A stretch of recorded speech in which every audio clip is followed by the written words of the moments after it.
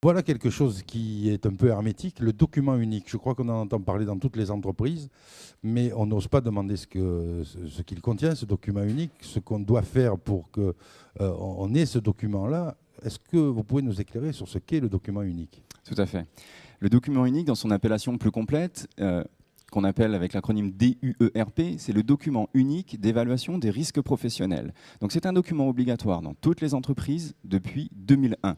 C'est un document que l'employeur doit présenter au CHSCT et qui doit contenir une évaluation des risques, un inventaire finalement, un inventaire des risques professionnels dans l'entreprise, par unité de travail, par métier, par service, pour pouvoir établir un plan d'action, un plan de prévention pour respecter l'intégrité physique et mentale des salariés. Alors les risques professionnels, quand on est dans l'industrie, on sait bien l'environnement de l'usine, on connaît les risques professionnels, c'est l'accident, on perd un doigt, on perd une jambe, on perd un bras, très bien. Mais quand on est dans le service, le risque professionnel, quelle catégorie de risque professionnel y a-t-il? Alors, c'est bien un travail d'analyse de terrain, analyse du travail réel, analyse des conditions de travail que le CHSCT peut mener conjointement avec l'employeur, d'ailleurs, s'il le souhaite, pour pouvoir établir ce document, identifier les différents risques qu'il y a en termes d'ambiance physique de travail, en termes d'organisation du travail, en termes de risques psychosociaux également, qui sont d'ailleurs valables pour l'industrie, hein, pour pouvoir justement identifier le niveau de gravité et la fréquence d'apparition de ce risque, donc d'avoir une cotation. On imagine bien que l'employeur, quand il va établir son document unique et qu'il va avoir recours à tous les experts qu'il peut convoquer pour faire ce document, ne va pas dire « dans mon entreprise, il y a un risque de burn-out ». Alors comment ça se passe dans ce cas-là?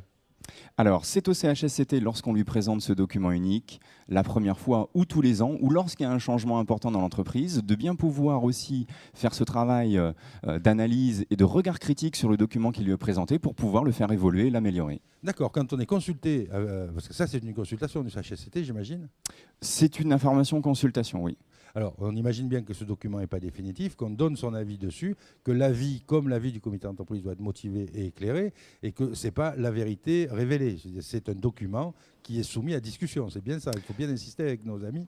Tout à fait. C'est un document vivant qui peut être, qui est évolutif, hein, qu'il faut faire préciser, surtout dans sa dimension du plan d'action, parce que un bon inventaire, une bonne cartographie des risques, si on ne trouve pas derrière un plan d'action adapté avec des gens qui prennent en charge une action, des délais hein, qui sont définis, comme un projet d'entreprise finalement, on ne va pas être dans l'état d'esprit du document unique, à savoir agir pour mieux prendre en compte les conditions de travail.